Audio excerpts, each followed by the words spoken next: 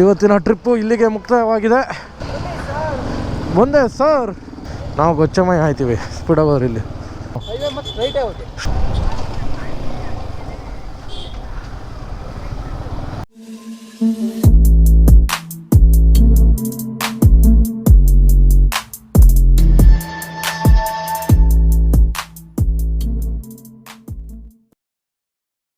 Hi hello welcome to everyone. ಒಂದೇ battery. ಇಂಥವ್ರಿಂದ ನಮ್ಮ ಟ್ರಿಪ್ಪು ಆಗಲ್ಲ. ಯಾಕೆ ಹಿಂಗೆ ಹಿಂಸೆ ಕೊಡ್ತಿಲ್ಲ? ಯಾಕೆ ಹಿಂಗೆ ಹಿಂಸೆ ಕೊಡ್ತೀಯ ಹೇಳು? ವೀಲಿಂಗ್ ಗುಡಿಲ್ಲ. ಹಲೋ, ನೀನು ಚಾರ್ಜರ್ ತಗೋತೀನಿ ಅಂತ ಹೋಯ್ತೀಯ, ಅವ್ನು ಬ್ಯಾಟ್ರಿ ತಗೋತೀನಿ ಅಂತ ಹೋಯ್ತಾನೆ. ಇದೊಂದು ಬೇರೆ ಮಧ್ಯದಲ್ಲಿ.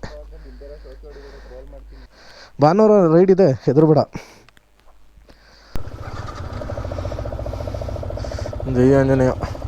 ಸರಿ ಕಣ, ಬಾಯ್ ಕಣ ಸೋಫಿ. ಬಾ ಅಲ್ಲಿ ಡೈರಿ ಸರ್ಕಲ್ ಹೀಗೆ ಅಷ್ಟೊತ್ತಿಗೆ ಅವ್ನು ಪೆಟ್ರೋಲ್ ಫುಲ್ ಆಗಿದೆ. ಈಗ ನಮ್ಮ ಮಾತ್ರ ಹಾಕಿಸ್ಬೇಕು. ಅವ್ನು ಬರೋ ಅಷ್ಟೊತ್ತಿಗೆ ನಾವೀಗ ಪೆಟ್ರೋಲ್ ಹಾಕಿಸ್ತೀವಿ. ಇವತ್ತಿನ ರೈಡ್ ಬಂದು ಶಿವಮೊಗ್ಗಕ್ಕೆ 3 ಜನ, 2 R15, ಆಮೇಲೆ ಒಂದು ಡ್ಯೂಕ್ 250. ಹಿಂಗೆ ಹೋಗೋಣ. ಓಡಿ ನಾನು ಪ್ಲ್ಯಾನ್ ಮಾಡಿದ್ದು 3 ಗಂಟೆ ಓಡೋಣ ಕಂಡ್ರಲ್ಲ ಅಂತ. ಈ ನನ್ನ ಮಕ್ಕಳು ಹೊರಡ್ಸಿರೋದು ಈ ಟೈಮ್ ಬಂದು 5 ಗಂಟೆ ಆಗಿರಬೇಕು ಅನ್ನೋದು. ಗಾಡಿದು ಟೈಮ್ ಕರೆಕ್ಟಾಗಿದೆ, 2 ಗಂಟೆ ತೋರಿಸುತ್ತೆ. 3 ಅವರ್ ಸ್ಲೋ ಇದೆ.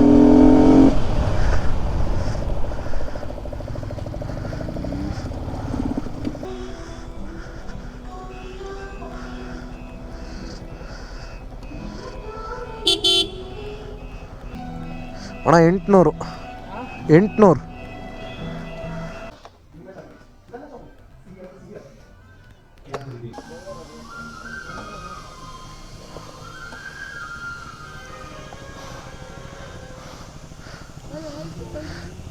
ನಿನ್ನ.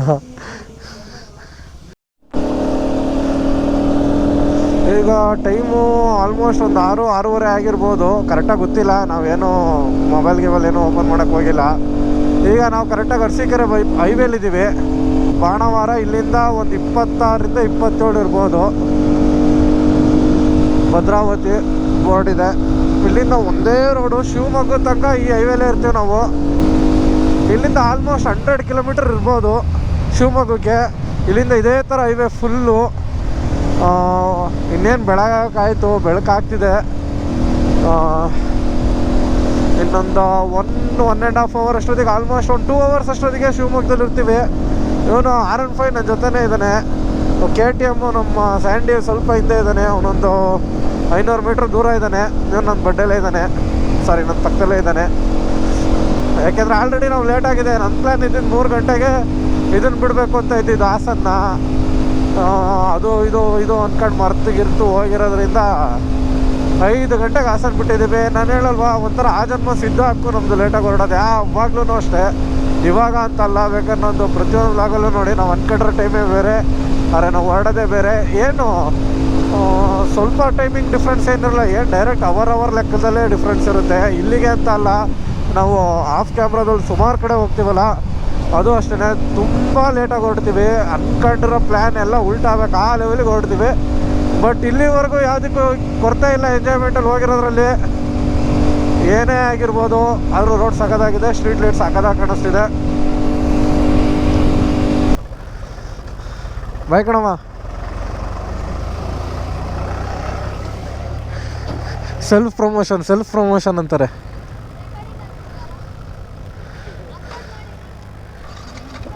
ಅಪ್ಲೋಡ್ ಮಾಡ್ತೀನಿ.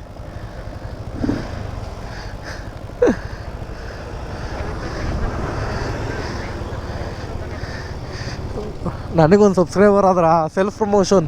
ಶಿವಮೊಗ್ಗಕ್ಕೆ ಒಂದು 33 ಕಿಲೋಮೀಟ್ರು ಬ್ಯಾಕ್ ಇದ್ದೀವಿ. ಇನ್ನು 33 ಕಿಲೋಮೀಟರ್ ಪ್ರಯಾಣ ಮಾಡಿದರೆ ನಾವು ಸುರಕ್ಷಿತವಾಗಿ ಶಿವಮೊಗ್ಗಕ್ಕೆ ತಲುಪಲಿದ್ದೇವೆ.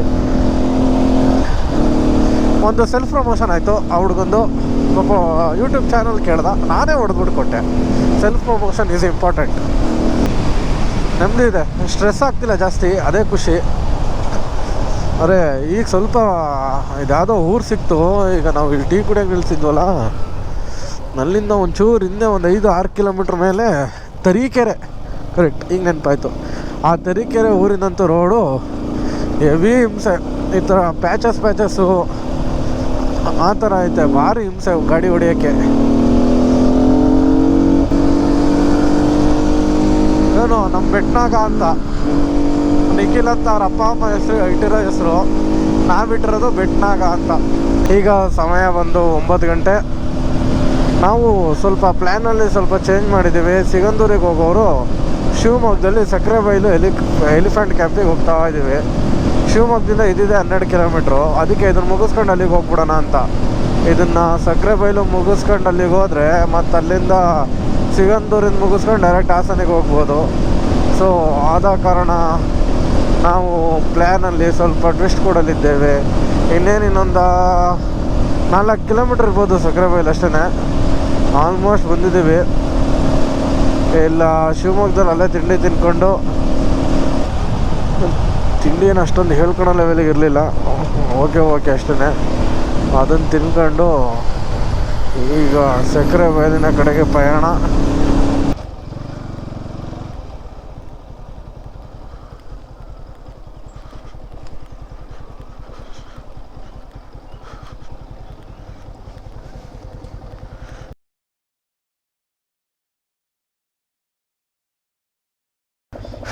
ಇಲ್ಲಿಂದ 114 ಕಿಲೋಮೀಟ್ರ್ ಐತೆ. ಯಾವುದಿದು ಚೆಂಗ್ಳೂರು ಚೆನ್ನಾಗಿದೆ, ಪರವಾಗಿಲ್ಲ, ತುಂಬ ಫ್ರೆಂಡ್ಲಿ. ಆದರೆ ಇಲ್ಲೇನು ಅಂದರೆ ಆನೆ ಹತ್ರ ಫೋಟೋ ತೆಗೆಸ್ಕೊಳಕ್ಕೂ 100 ರೂಪಾಯಿ, ನೀವು DSLR ಕ್ಯಾಮ್ರಾ ಏನಾದ್ರು ತಗೋಯ್ತೀವಿ ಅಂದರೆ 300 ರೂಪಾಯಿ, ವೀಡಿಯೋ ಕ್ಯಾಮ್ರಾ ತಗೋಯ್ತೀವಿ ಅಂದರೆ 300 ರೂಪಾಯಿ, ಆಮೇಲೆ ಆನೆಗೆ ಸ್ನಾನ ಮಾಡಿಸ್ತೀವಿ ಅಂದರೆ 100 ರೂಪಾಯಿ, ಆನೆ ಮೇಲೆ ಸವಾರಿಗೆ 200 ರೂಪಾಯಿ. ಆಮೇಲೆ ಬೋಟಿಂಗ್ ಇದೆ. ಬೋಟಿಂಗ್ ಎಷ್ಟು ಅಂತ ಗೊತ್ತಿಲ್ಲ, ನಾವು ಅದ್ರ ಕೇಳಕ್ಕೆ ಹೋಗಲಿಲ್ಲ. ಪರವಾಗಿಲ್ಲ, ಕೊಡ್ಬೋದು. ಒಂಥರ ಒಳ್ಳೆ ಮಜಾ ಇತ್ತು, ಒಂಥರ ಟೈಮ್ ಪಾಸ್ ಆಯಿತು ಚೆನ್ನಾಗಿ. ಆದರೆ ತುಂಬ ಸೆಕೆ, ಬಿಸಿಲು ಜಾಸ್ತಿ, ಡಿಹೈಡ್ರೇಟ್ ಆಗೋಗ್ಬಿಟ್ಟಿದ್ದೀವಿ ಫುಲ್ಲು. ನೀರು ಕುಡಿದ್ರು ಹೈಡ್ರೇಟ್ ಆಗ್ತಿಲ್ಲ, 1 ಲೀಟ್ರ್ ನೀರು ಕುಡಿದ್ರು.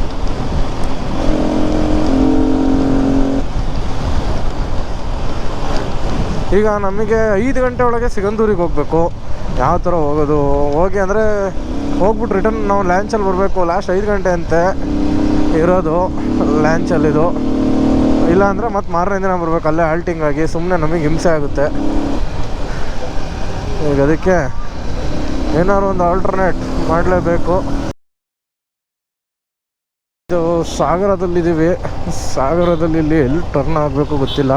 ಮುಂದೆ ಇಲ್ಲಿ ಹೋಗ್ತಿದ್ದಾರಲ್ಲ 220ಲಿ, ಅವ್ರು ಬನ್ನಿ ತೋರಿಸ್ತೀನಿ ಅಂತ ಕರ್ಕೊ ಹೋಗ್ತಿದ್ದಾರೆ.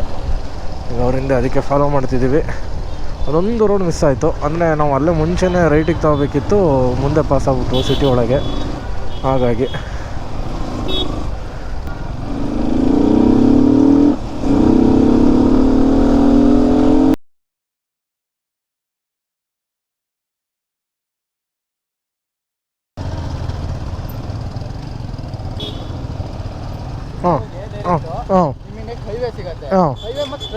ಸ್ಟ್ರೈಟೇ ಹೋಗೋದಾ? ಇಲ್ಲಿ ಒಂದೇ ರೋಡ್, ಎಲ್ಲೂ ಟರ್ನ್ ಇಲ್ಲ.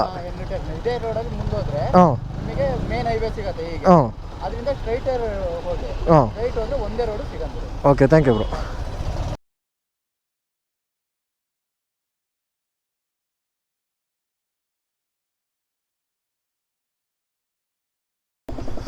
ಸಕ್ಕದಾಗ ಮಾಡ್ತವ್ರ ಏನೋ.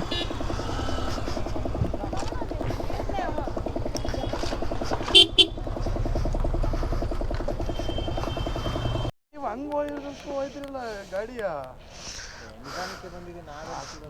ಅಂತ ನಿಧಾನಕ್ಕೆ ಇವನೇನೋ ಹೊಡಿತಾನೆ, ನಾನೆಲ್ಲ ನೋಡಿದ್ದೀನಿ. ನಾವು 90-95 ಮೇಲೆ ಹೋಗೇ ಇಲ್ಲ ಸ್ಪೀಡು. 100 ಮೇಲೆ ಹೋಗೇ ಇಲ್ಲ ಅಣ್ಣ. ಫುಲ್ಲು ಕ್ರಾಸಿಂಗಲ್ಲೂ 100ರಲ್ಲಿ ಹಿಡಿದಿದ್ದೀವಿ, 80ರಿಂದ 100ರಲ್ಲಿ. ಬಟ್ 100 ದಾಟಿಲ್ಲ. ಅಂತೂ ಇನ್ನು 1 ಕಿಲೋಮೀಟ್ರ್ ಇದೆ ಸಿಗಂದೂರು ದೇವಸ್ಥಾನಕ್ಕೆ. ಅಥವಾ ನಂದು ಗೋಪುರ ಸ್ವಲ್ಪ ಗ್ಲಿಚಸ್ ಬರ್ತಿದೆ, ಸಾಫ್ಟ್ವೇರ್ ಅಪ್ಡೇಟ್ ಮಾಡಿಲ್ಲ ನಾನು. ಇವಾಗಿನ ದರ್ಶನ ಆಯಿತು. ಅಲ್ಲಿ ಚೌಡೇಶ್ವರಿ ದೇವ್ರದ್ದು ಮತ್ತು ಈ ಕಡೆ ಭೂತರಾಯ ಅಂತ ದೇವಸ್ಥಾನ ಇದೆ. ಎರಡರದ್ದು ದರ್ಶನ ಆಯಿತು. ಈಗ ಮತ್ತೆ ನಮ್ಮ ಗಾಡಿ ಕಡೆಗೆ ಮತ್ತೆ ರಿಟರ್ನು.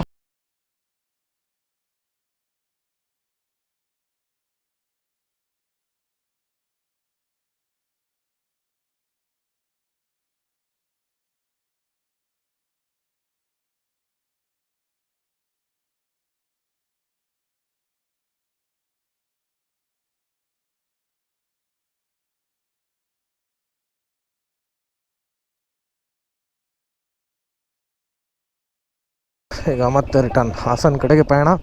ಡ್ರೋನ್ ಶಾಟ್ಸ್ ಎಲ್ಲ ತೆಗೆದಿದ್ದೀವಿ, ಒಂದೆರಡು ಕ್ಲಿಪ್ ಹಾಕಿರ್ತೀನಿ.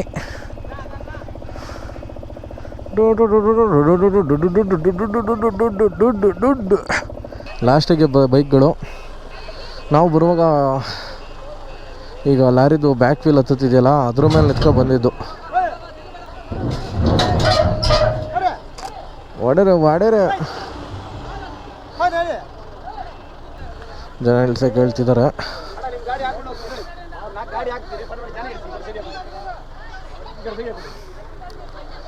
ಟಚ್ ಮತ್ತೆ ಅಬ್ಬಾ ಶಬಾಷ್. ಎಲ್ಲ ರಿವರ್ಸ್ ಹಾಕೋದೇನಕ್ಕೆ ಅಂದರೆ ರಿವರ್ಸಲ್ಲಿ ಮತ್ತೆ ಈಸಿಯಾಗಿ ನಿಲ್ಲಿಸ್ಬೋದು ಅಂತ ಅಷ್ಟೇ, ಇನ್ನೇನಿಲ್ಲ. ಮತ್ತಿಗೇಕು ಈಸಿ ಆಗುತ್ತಲ್ಲ. ನಮ್ಮನ್ನು ತುದಿಕಾಕಿ ಸಾಯಿಸ್ತಾರೆ ಅತ್ಲಾಗಿತ್ತು, ಫಾರ್ಚುನರ್ ಮುದಿಕಾಕ್ತಾರೆ ಉದ್ದ ಇದೆ ಅಂತ. ನಿಲ್ಲಿಸಿ ಅವ್ರಿಗೆ ರೂಢಿ ಆಗ್ಬಿಟ್ಟು ಆರಾಮಾಗಿ ಹೇಳ್ತಾರೆ. ನಾನು ಒಬ್ಬನೇ ಬಿಟ್ಟು ಹೋದ್ರಲ್ಲಿ ದರಿದ್ರ ನನ್ನ ಮಕ್ಕಳು. ಅಣ್ಣ ನಾನು ಬೈಕಲ್ವಾ?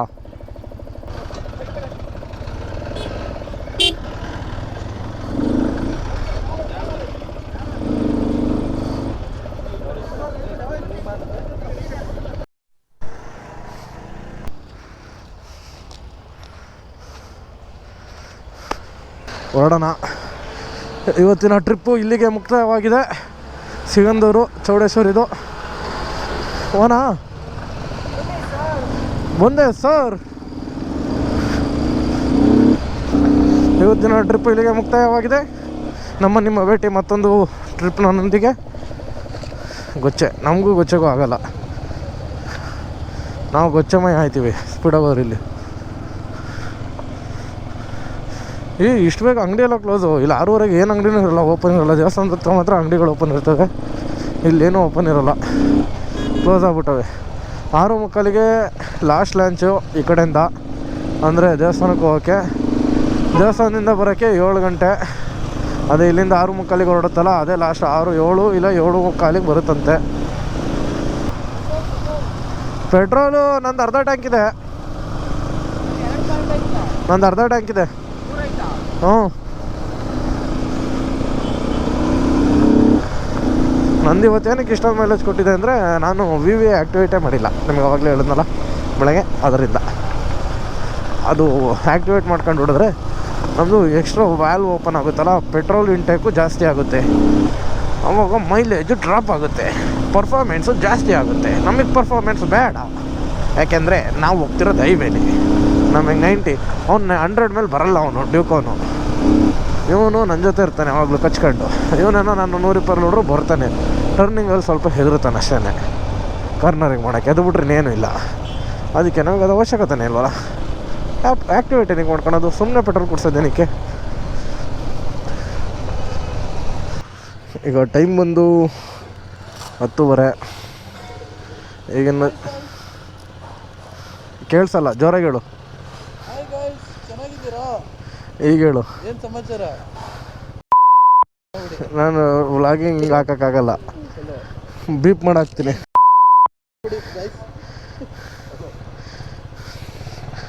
ಇದೂ ಹಾಕೋಕ್ಕಾಗಲ್ಲ.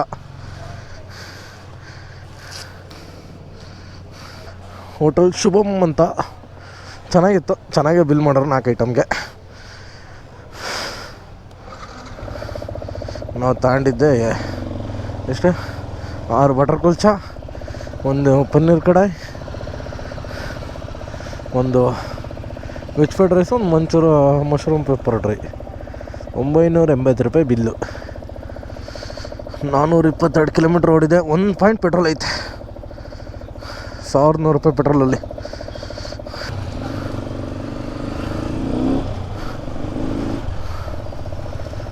ಕಮಾನ್ ಗಾಯ್ಸ್, ಹೋಗೋಣ ಬನ್ನಿ, ಸ್ಟ್ರೈಟ್ ಹೊಡಿಯೋ.